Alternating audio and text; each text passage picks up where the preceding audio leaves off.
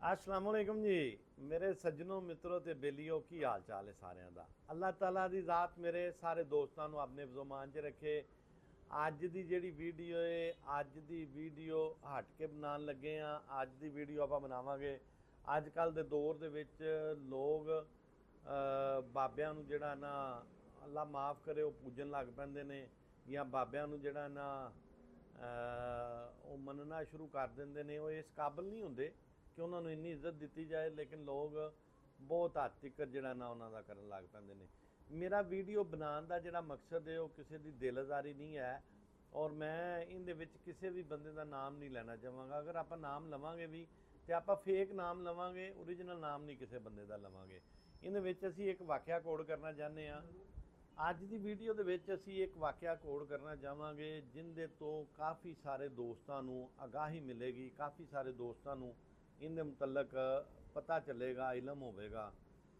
ਤੇ ਇਸ ਵਜ੍ਹਾ ਤੋਂ ਅਸੀਂ ਵਾਕਿਆ ਜਿਹੜਾ ਨਾ ਕੋਡ ਕਰਨ ਲੱਗੇ ਹਾਂ। ਸਾਡਾ ਮਕਸਦ ਕਿਸੇ ਦੀ ਵੀ ਦਿਲਆਜ਼ਾਰੀ ਨਹੀਂ ਹੈ। ਸਭ ਤੋਂ ਪਹਿਲੇ ਮੈਂ ਇਹ ਗੱਲ ਕਹਿਣਾ ਚਾਹੁੰਦਾ ਕਿ ਸਾਡਾ ਮਕਸਦ ਕਿਸੇ ਨੂੰ ਟੀਜ਼ ਕਰਨਾ ਜਾਂ ਕਿਸੇ ਨੂੰ ਤੰਗ ਕਰਨਾ, ਇਸ ਤਰ੍ਹਾਂ ਦਾ ਕੋਈ ਮਕਸਦ ਨਹੀਂ। ਸਾਡਾ ਸਿਰਫ ਮਕਸਦ ਇਹ ਵੇ ਕਿ ਲੋਕ ਬਚ ਸਕਣ। ਅਗਰ ਕੋਈ ਬੰਦਾ ਉਸ ਪ੍ਰੋਸੈਸ ਦੇ ਵਿੱਚੋਂ ਗੁਜ਼ਰ ਰਿਹਾ ਹੈ ਜਾਂ ਕੋਈ ਬੰਦਾ ਉਹਦੇ ਤੋਂ ਪਹਿਲਾਂ ਕਿਸੇ ਦਾ ਜ਼ਿਹਨ ਬਣਿਆ ਹੋਇਆ ਤੇ ਇਹਨਾਂ ਚੀਜ਼ਾਂ ਤੋਂ ਬਚ ਸਕੇ। ਅੱਛਾ ਜੀ, ਮੇਰਾ ਇੱਕ ਕਜ਼ਨ ਹੈ, ਉਹਦਾ ਉਹ ਫੈਮਿਲੀ ਜਿਹੜੀ ਹੈ ਨਾ, ਜਿਵੇਂ ਦੁਨੀਆਦਾਰ ਫੈਮਿਲੀ ਹੁੰਦੀ ਹੈ ਨਾ, ਜ਼ਿਆਦਾ ਮਜ਼ਹਬੀ ਨਹੀਂ ਤੁਸੀਂ ਕਹਿ ਸਕਦੇ, ਨੋਰਮਲ ਜਿਵੇਂ ਆਮ ਲੋਕ ਹੁੰਦੇ ਨੇ, ਉਹ ਉਸ ਤਰ੍ਹਾਂ ਦੀ ਇੱਕ ਫੈਮਿਲੀ ਸੀ। ਕੱਲਾ ਕੱਲਾ ਮਾਂ ਬਾਪ ਦਾ ਬੇਟਾ ਸੀ ਔਰ ਕਾਰੋਬਾਰੀ ਸੀ, ਜਿਸ ਤਰ੍ਹਾਂ ਦੁਕਾਨਦਾਰ ਹੁੰਦੇ ਨੇ ਨੋਰਮਲ, ਉਸ ਤਰ੍ਹਾਂ ਦਾ ਇੱਕ ਦੁਕਾਨਦਾਰ ਸੀ ਉਹ। ਅੱਛਾ ਜੀ, ਉਹ ਉਹਦੇ ਵਾਲਦ ਸਾਹਿਬ ਕੋਲ ਅੱਛੀ ਜਾਇਦਾਦ ਹੈ ਸੀ। ਉਹਨਾਂ ਨੇ ਮੁਖਤਲਿਫ ਮਕਾਨ ਪ੍ਰਾਪਰਟੀ ਬਣਾਈ ਹੋਈ ਸੀ, ਕਾਰੋਬਾਰ ਵੀ ਉਹਨਾਂ ਦਾ ਅੱਛਾ ਚੱਲਦਾ ਸੀ। ਉਹਨਾਂ ਦਾ ਆਪਣੇ ਸ਼ਹਿਰ ਦੇ ਵਿੱਚ ਇੱਕ ਅੱਛੀ ਜਾਣ ਪਹਿਚਾਣ, ਅੱਛਾ ਨਾਮ ਹੈ ਸੀ। ਇਹ ਹੁੰਦਾ ਇਸ ਤਰ੍ਹਾਂ ਹੈ ਕਿ ਇੱਕ ਬਾਬਾ ਜੀ ਜਿਹੜੇ ਨੇ ਨਾ, 2 ਨੰਬਰ ਬਾਬਾ ਜੀ ਤੁਸੀਂ ਕਹਿ ਸਕਦੇ ਜੇ ਕਿ 2 ਨੰਬਰ ਜਿਹੜੇ ਬਾਬਾ ਜੀ ਨੇ ਜਨਾਬ, ਉਹਨਾਂ ਨੇ ਉਸ ਮੁੰਡੇ ਨੂੰ ਆਪਣੇ ਜਾਲ ਦੇ ਵਿੱਚ ਜਿਹੜਾ ਨਾ ਫਸਾ ਲਿਆ। ਠੀਕ ਹੈ, ਮੁੰਡੇ ਦਾ ਨਾਮ ਆਪਾਂ ਜਿਹੜਾ ਫਰਜ਼ੀ ਰੱਖ ਲੈਂਦੇ ਹਾਂ, ਵਾਸਿਫ ਜਿਹੜਾ ਨਾ ਮੁੰਡੇ ਦਾ ਨਾਮ ਸੀ।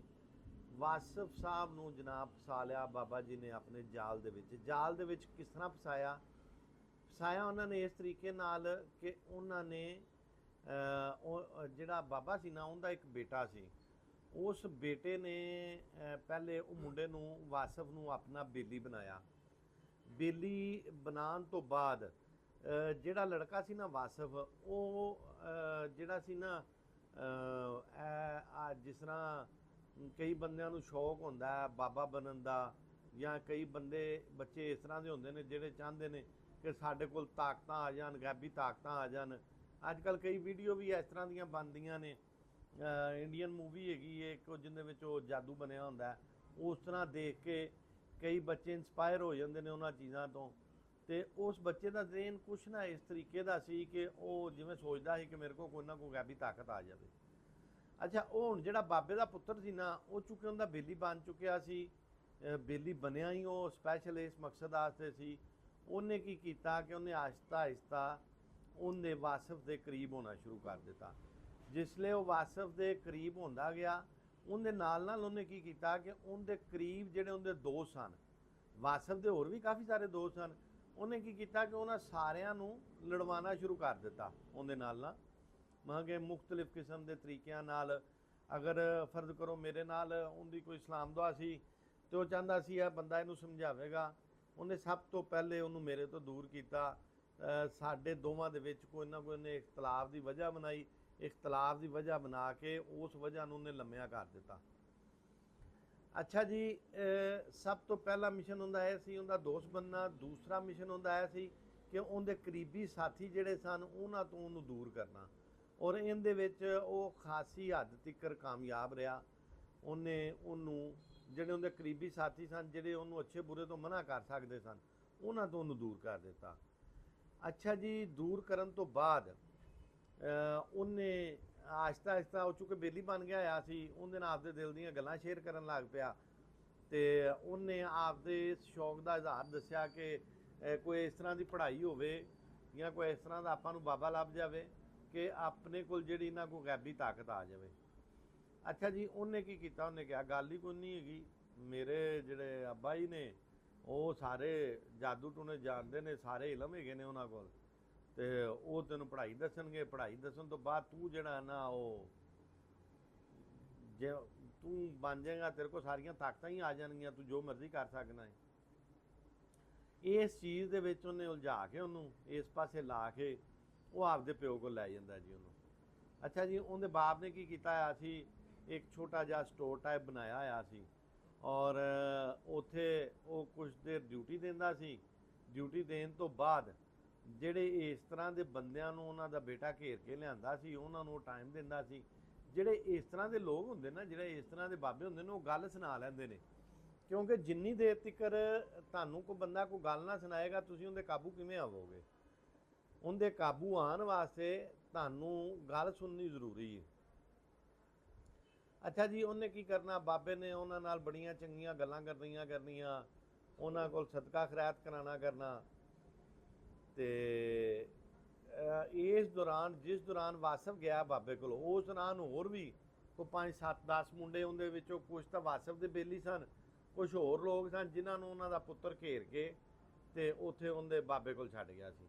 ਅੱਛਾ, ਉਹਨਾਂ ਦਾ ਜਿਹੜਾ ਤਰੀਕਾਕਾਰ ਇਹ ਸੀ ਕਿ ਚੂੰਕਿ ਉਹ 2 ਨੰਬਰ ਪੈਸਾ ਕਮਾਉਂਦੇ ਸਨ ਤੇ ਪੁੱਤਰ ਦੀਆਂ ਆਦਤਾਂ ਵੀ ਉਹੋ ਜਿਹੀਆਂ ਸਨ। ਪੁੱਤਰ ਬੰਦੇ ਨੂੰ ਘੇਰ ਕੇ ਸਾਰਾ ਕੁਝ ਕਰਕੇ ਬਾਬੇ ਕੋਲ ਛੱਡ ਦਿੰਦਾ ਸੀ ਤੇ ਆਪ ਉਹਦੇ ਤੋਂ ਪਿੱਛੇ ਹਟ ਜਾਂਦਾ ਸੀ, ਕਿਉਂਕਿ ਆਪ ਉਹਦੇ 'ਚ ਦੁਨਿਆਵੀ ਲਿਹਾਜ਼ ਨਾਲ ਸਾਰੀਆਂ ਬੁਰਾਈਆਂ ਹੈ ਸੀ। ਡਰਿੰਕ ਉਹ ਕਰਦਾ ਸੀ, ਗਲਤ ਔਰਤਾਂ ਕੋਲ ਉਹ ਜਾਂਦਾ ਸੀ, ਪੈਸੇ ਉਹ ਖਾਂਦਾ ਸੀ, 2 ਨੰਬਰ ਪੈਸੇ। ਤੇ ਉਹ ਕੀ ਕਰਦਾ ਸੀ ਕਿ ਆਪ ਘੇਰ ਕੇ ਤੇ ਬੰਦੇ ਨੂੰ ਘੇਰ ਕੇ ਨਾ ਤੇ ਉਹਨੂੰ ਬਾਬੇ ਕੋਲ ਛੱਡ ਦੇਣਾ। ਬਾਬੇ ਨੇ ਅੱਗੋਂ ਉਹਨਾਂ ਨੂੰ ਚੰਗੀਆਂ ਚੰਗੀਆਂ ਗੱਲਾਂ ਸੁਣਾਉਣੀਆਂ ਨੇ ਤੇ ਬਾਬੇ ਨੇ ਉਹਨਾਂ ਨੂੰ ਦੁਨਿਆਵੀ ਲਿਹਾਜ਼ ਨਾਲ ਜਿਹੜੀ ਕੋਈ ਬੰਦੇ ਨੂੰ ਗੱਲ ਚੰਗੀ ਲੱਗਦੀ ਹੈ ਨਾ, ਉਹ ਕਰਨੀ ਹੈ।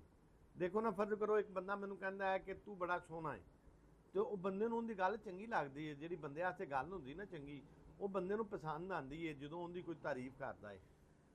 ਤੇ ਲਿਹਾਜ਼ਾ ਜਿਸਲੇ ਸਾਡੇ ਵਾਲਾ ਜਿਹੜਾ ਮੁੰਡਾ ਵਾਸਫ ਹੈ ਉਹ ਬਾਬੇ ਕੋਲ ਫਸ ਜਾਂਦਾ ਹੈ, ਤੇ ਬਾਬਾ ਜਿਹੜਾ ਨਾ ਉਹਦੀ ਪੂਰੀ ਗ੍ਰਿਫਤ ਹੋ ਜਾਂਦੀ ਹੈ। ਗ੍ਰਿਫਤ ਕਿਸ ਤਰ੍ਹਾਂ ਹੋ ਜਾਂਦੀ ਹੈ ਕਿ ਸਾਡੇ ਵਾਲੇ ਮੁੰਡੇ ਨੇ ਜਦੋਂ ਜਾਣਾ ਜਨਾਬ ਬਾਬੇ ਹੱਥ ਗੋਲਡ ਲੀਫ ਦਾ ਡੰਡਾ, ਬਾਬੇ ਹਰੀ ਸਿਗਰਟ ਵੀ ਪੀਂਦੇ ਸਨ, ਬਾਬੇ ਹਰੀ ਗਾਣੇ ਵੀ ਸੁਣਦੇ ਸਨ।